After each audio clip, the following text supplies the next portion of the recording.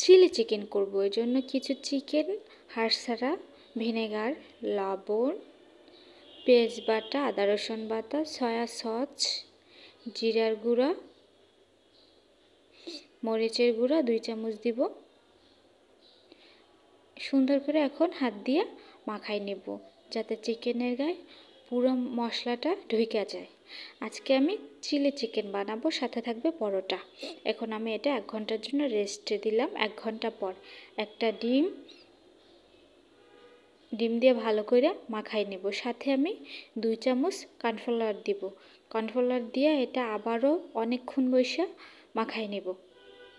মাখানো শেষ। অন্য পাশে আমি একটা মশলা বানাবো।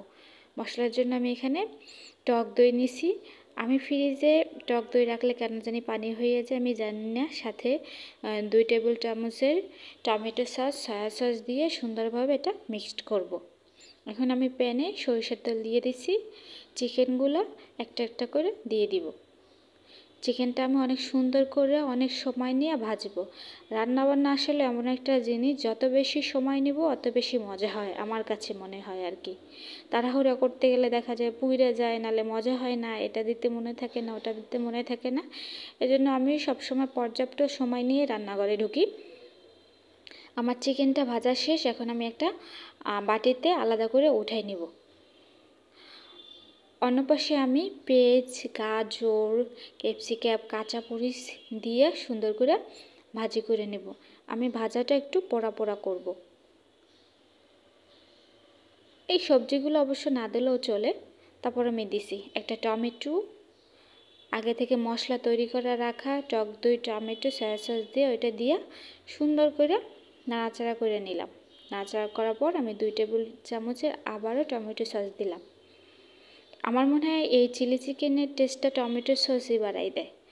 আমার ওটা ঘন হওয়ার পর আমি চিকেনগুলো দিয়ে দিলাম। চিকেন দেওয়ার পর একটু নাড়াচাড়া করে আমি এখানে 1 কাপ দুধ, সাথে 2 চামচ টমেটো সস দিয়ে মিক্সড করে আবার দিয়ে দিলাম। এখন এটা আমি পোড়া পোড়া করে একবারে ভাজে নেব।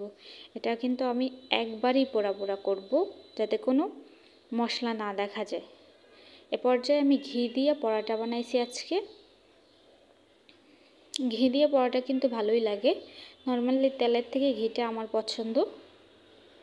ফাইনালি এখন আমি খাবার পরিবেশন করব।